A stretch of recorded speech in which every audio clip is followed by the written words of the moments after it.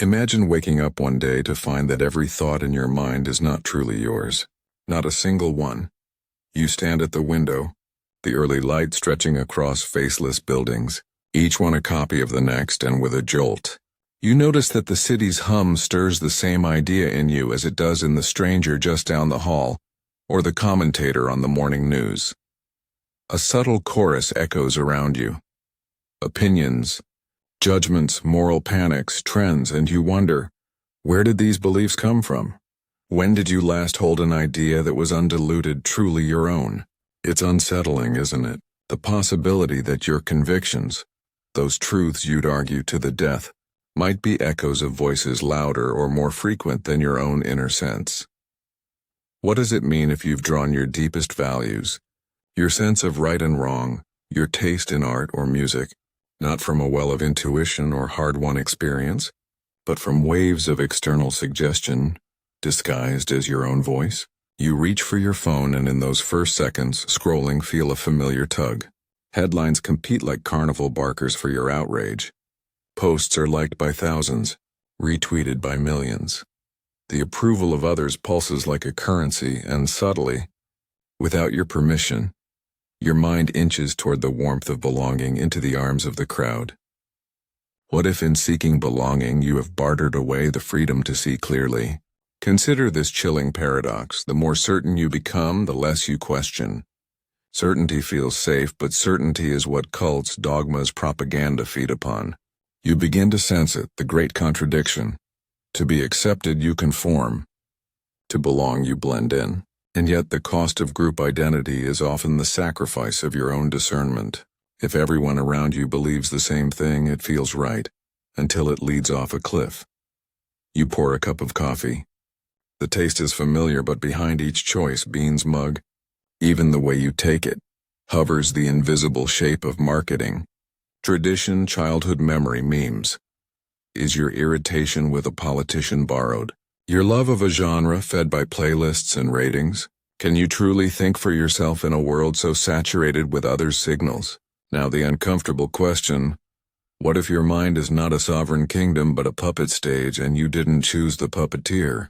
Pause, listen, the tension grows. Have you ever tried even for a day to root out the sources of every opinion you hold?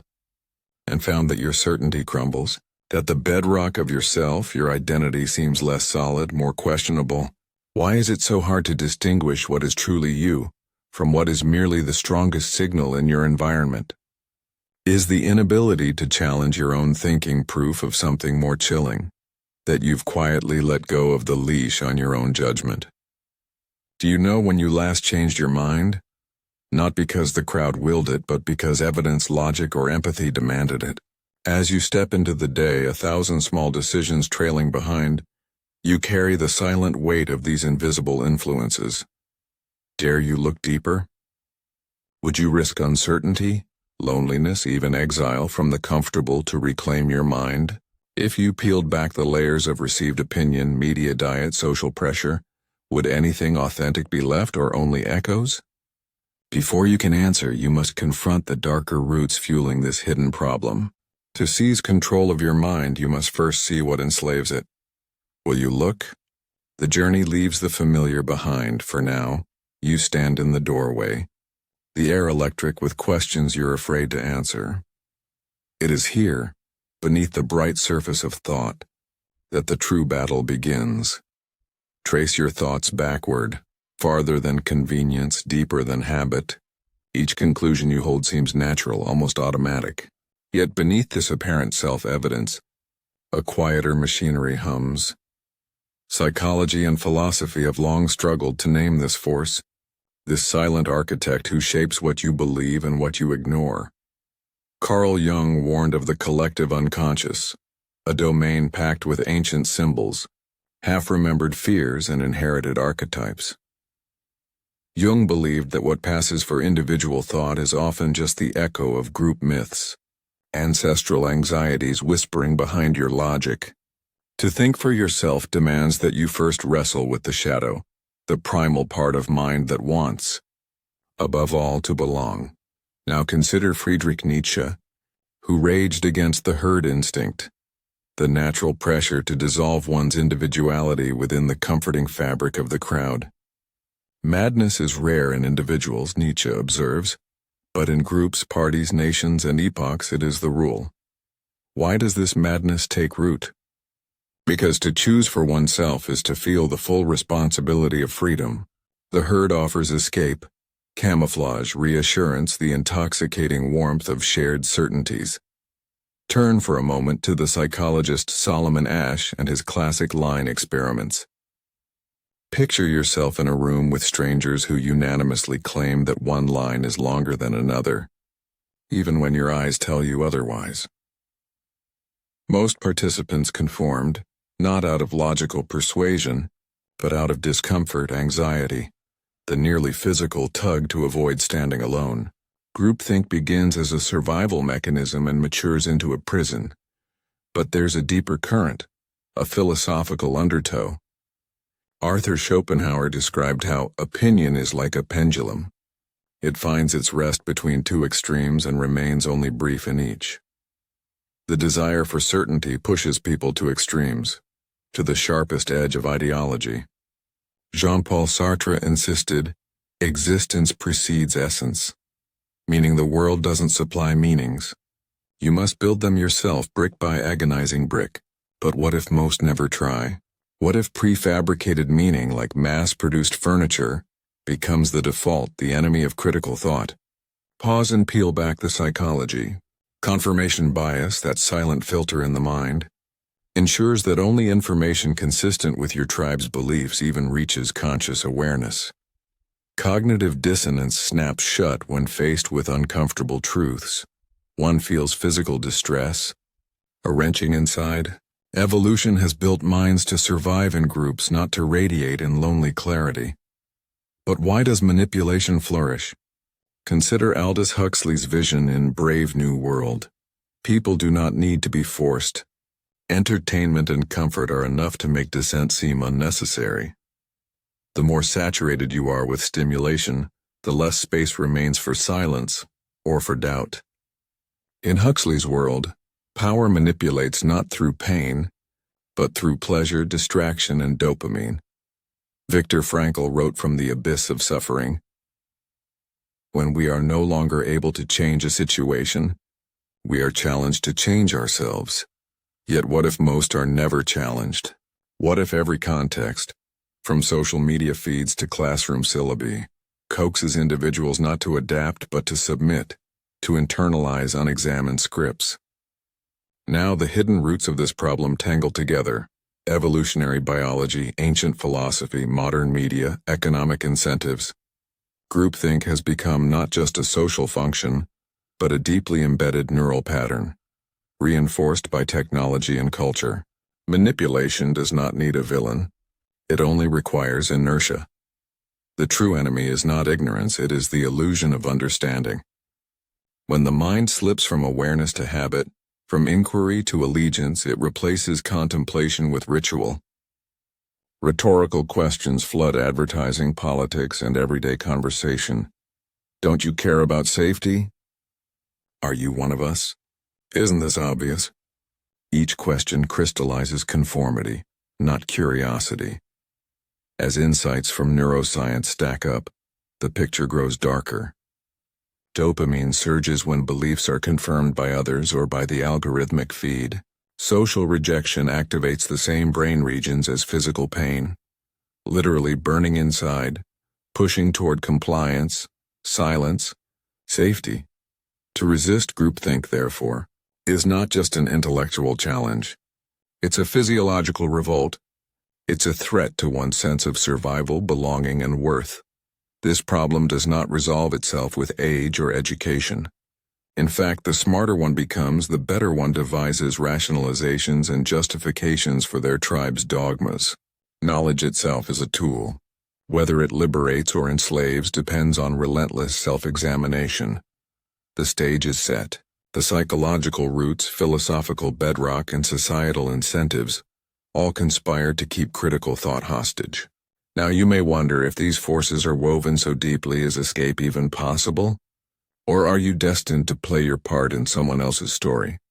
every belief a marionette string you cannot see. The tension builds unresolved. If reality is shaped by the crowd, how do you reclaim your mind? How do you know what is truly yours? You wake again, this time in the middle of your week. The dull roar of routine flooding your senses.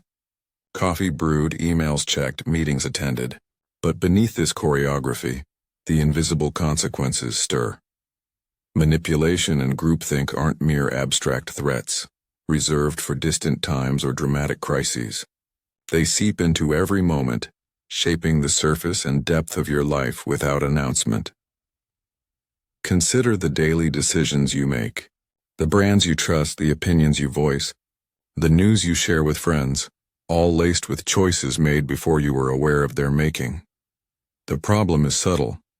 The line between genuine belief and socially programmed response blurs until even your taste in music, books, and relationships feels partly inherited, barely chosen.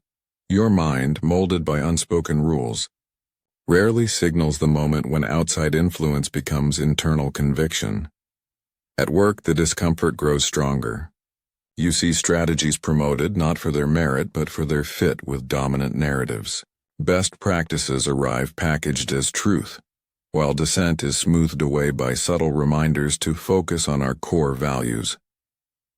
Here in the conference room, fear of exclusion distorts judgment. Mistakes are overlooked if they support group cohesion. Cognitive biases are tools. Confirmation bias hides inconvenient facts. Authority bias elevates senior voices even when their logic falters. You scroll your social feed, a rapid-fire tapestry of outrage and affirmation. Motivated reasoning pulses behind every post. Your brain selects pleasant facts, avoids discomfort. The more you agree with what you see, the more convinced you are that truth is obvious, universal, self-evident. Algorithms reinforce this illusion by amplifying tribal signals, creating echo chambers so immersive that alternative perspectives seem not just wrong but incomprehensible. Step back, watch the crowd. Mass movements rise, as Jean-Paul Sartre and Aldous Huxley foretold, not because people are suddenly more enlightened or passionate. Rather, they are swept by tides of collective emotion, whipped by the fear of standing out and the comfort of easy belonging. Large groups make risk feel less personal, unleashing acts of cruelty and conformity that would seem impossible alone. The crowd doesn't just amplify sentiment, it shapes what is possible to think, say, and dream. Your private fears of abandonment, ridicule, misunderstanding feed the loop. Social rejection activates neural pain circuits, leaving invisible scars. This isn't a metaphor. Functional MRI scans prove the brain cannot distinguish between social exclusion and physical injury. Your willingness to speak truth is filtered through a near primal need to belong, a need exploited by advertising, politics, even algorithms designed to maximize engagement. Think of the stories told across dinner tables, classrooms, religious ceremonies. Narratives are recycled, not for their depth but for their capacity to unite. Shared stories help communities survive, but the price is often the suspension of critical scrutiny. Dissonant voices are written off as dangerous, radical, misguided, or simply not one of us. Philosophers like Nietzsche and Huxley warned that comfort, masquerading as safety, is the true anesthetic of the mind. In pursuit of emotional stability, you let your guard down around influential personalities. Charisma overrides fact. You intuitively attribute wisdom to those surrounded by followers, sometimes mistaking their popularity for virtue. This halo effect is so ingrained that marketing experts, political strategists, and social platforms design their products specifically to exploit it. Every day you are nudged by signals so subtle you fail to recognize their shape. Culturally, whole societies bend toward consensus. Schools reward compliance over inquiry, teaching children to regurgitate facts rather than to question premises. The arts flourish only within prescribed boundaries. Critical thinking appears in mission statements, yet genuine dissent is viewed as a threat to harmony. Pause. Ask. Have you ever conformed, even to an idea you doubted, simply to avoid discomfort? Have you ever silenced yourself to match the room, even when the cost was integrity? Have you ever found your own mind echoing not your deepest values, but the loudest, most persistent narrative in your environment? Multiply this by billions across countless cultures, decades, generations. Groupthink accelerates history's darkest chapters. Wars fought without questioning. Injustices rationalized by the comfort of the majority. Technological innovations accepted without public debate. Each event is traced backward to small moments when individuals surrendered their curiosity for security. Now, recognizing these unseen consequences, you feel the urgency. The stakes are not hypothetical. At risk is not just abstract liberty, but the very possibility of authentic selfhood, of living a life chosen, not received. The trap is so complete, so gentle, that escaping it demands a rebellion not just against others, but against yourself. The void waits. Before you is the final question. If the map of your mind is drawn by forces you cannot see, how do you redraw it? How do you break the pattern, reclaim the narrative, and truly choose what to believe and who to become? The stage is set. The next move is yours. Imagine standing at the edge of everything familiar, heart hammering against the silence of a room suddenly emptied of consensus.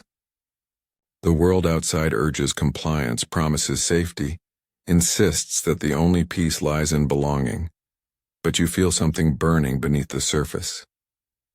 This is the moment rebellion begins, soft at first, a spark refusing to die.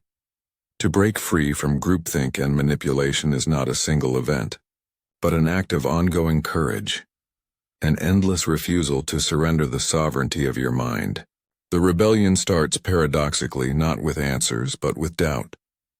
Viktor Frankl said, "Between stimulus and response there is a space. In that space is our power to choose our response. This space is sacred, an infinitesimal pause where your mind is yours alone. You begin by observing yourself as both actor and audience. Picture every belief, every opinion, every mimicry of others as a mask you might remove. Ask not just, do I agree? But where did this thought come from? What purpose does it serve? Who benefits if I think this way? Through self-examination, the bars of the invisible prison become visible, and visibility is the first liberation. Carl Jung encouraged going into the shadow, exploring the forgotten and rejected pieces of psyche. The process is harrowing. It means confronting your inherited biases, racial, political, cultural, without shame but with radical honesty. It means asking, who am I when stripped of allegiance, untethered from expectation? The answer is uncannily lonely, but lonelier still is the alternative. A life lived by proxy, echoing someone else's refrain.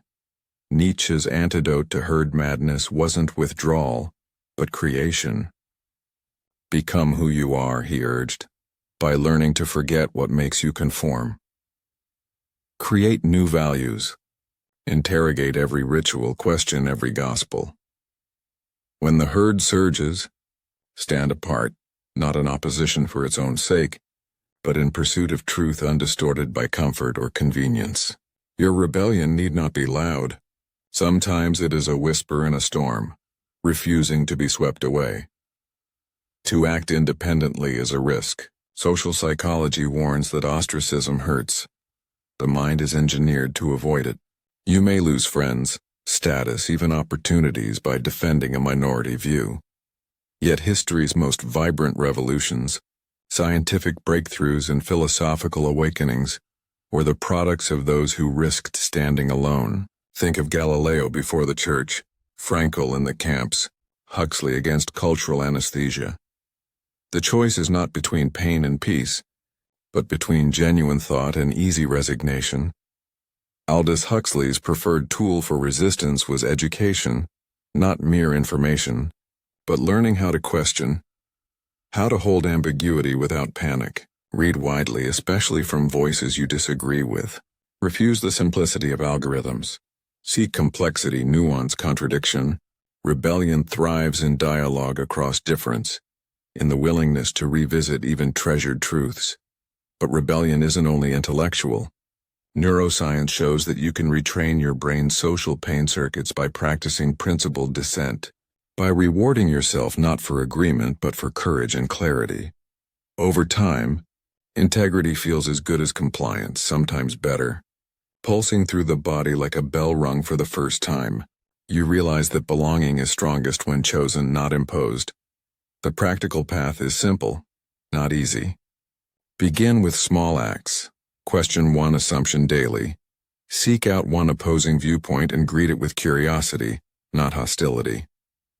Write your ideas, don't just consume. When tempted to repeat a consensus opinion, pause.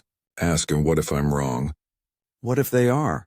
Allow uncertainty to become a friend rather than a threat. Surround yourself with a few who cherish dissent, who respect the difficult work of thinking for yourself. Cultivate communities whose first value is dialogue, not dogma. Turn critical thinking into habit. Make self-reflection a ritual, skepticism a muscle. Power lies not in division but in honest discourse that builds through friction, new understanding. The rebellion is never total. Temptation to drift back into comfort is strong. Yet each time you resist manipulation, advertising, political rhetoric, social pressure, you fortify your independence. From this inner place, true relationships emerge, authentic, dynamic, unpredictable. Now the world feels larger but less certain. You sense potential everywhere, not in what you owe to others but in what you owe to truth. Your journey is unending, recursive, always incomplete. Yet in every moment where your mind is truly your own, you taste a freedom so rare it feels revolutionary. In the shadow of the crowd you find your voice. Picture this. The rebellion is not a war waged once, but a continual interior crossing, from darkness into a clearing, from certainty into trembling awareness. Each time you challenge a reflexive belief, you take one step closer to an edge where sight begins and comfort ends. This is no place for spectators. Here the question is not what do others believe, but what can I know, what can I become when there is no one left to please except my own undiscovered self. The ultimate truth reveals itself not as an empire of conclusions, but as a place of perpetual questioning. Clarity, you realize, is not the stillness of dogma, but the motion of inquiry. In that restless space, the veil thins. Viktor Frankl declared, "Everything can be taken from a man but one thing, the last of the human freedoms, to choose one's attitude in any given set of circumstances." Freedom is not safety. It is the ability to look at the machinery, the churn of media, groupthink, manipulation, see it clearly, and respond with dignity, not despair. There is, deep inside the labyrinth, an unbearable beauty in being fully present to uncertainty. To realize that the enemy, the manipulator, the group, even the unruly parts of one's own psyche, are not foreign invaders, but neighbors demanding acknowledgement. Carl Jung's shadow is not to be destroyed but integrated. Nietzsche's will to power is not domination, but the strength to create meaning when every meaning inherited feels hollow. You awaken to the paradox. The more rigorously you question, the less you know, but the more deeply you live. It is no longer about rebellion for rebellion's sake, or doubt for sport. It is about forging a self that is porous enough to be touched by new truths, and rooted enough to resist the tyranny of whatever momentary crowd howls the loudest. You become the architect of your own values, sometimes at odds with everyone you love, sometimes swept with them toward something transcendent. The noise of manipulation, algorithmic signals, tribal chants, manufactured outrage, still swirls around you, but you begin to see through it not with bitterness but with gratitude. Every attempt to claim your mind is a training ground for clarity. Every moment of groupthink a summons not to scorn but to curiosity. Judgment softens; those who conform, who surrender, are not weak, only human. The awareness is what sets you apart. There is one final revelation. No mind can ever be wholly free. Even the freest thinker is influenced, shaped, undone by unseen forces. But the work of reclaiming your mind is not the achievement of absolute purity. It is the discipline of perpetual return. To catch yourself slipping, to pause before the rush, to ask again, is this belief truly mine or just easiest? This practice does not end in triumph but in humility. And suddenly, almost imperceptibly, the rebellion feels less lonely. You find others adrift on the same sea, searching, questioning, restless for truth. Dialogue is possible again, not the brittle clang of arguments, but honest curiosity weaving connection. The self once shaped by manipulation becomes, through endless acts of awareness, a lantern against the dark. So here you stand, not delivered from uncertainty, but released into it. The groupthink that once smothered is now simply another weather system, passing, shifting, incapable of claiming your soul. You return, again and again, not because the battle is ever truly won, but because in the struggle and the refusal to retreat, you become radically alive. The story ends where it began, alone with your thoughts, on the threshold of a world utterly changed. You are not immune to influence. You do not claim invincibility. Instead, you choose, each day, each hour, to reclaim your mind as an act of love. Not only for yourself, but for everyone else who is secretly waiting for permission to do the same. Step forward. Question the spectacle. Build not just in thought, but in presence, authenticity, and dialogue. The truest rebellion is the ongoing revelation that at its deepest level your mind is always, unmistakably your own. And in that radiant, trembling freedom, begin again.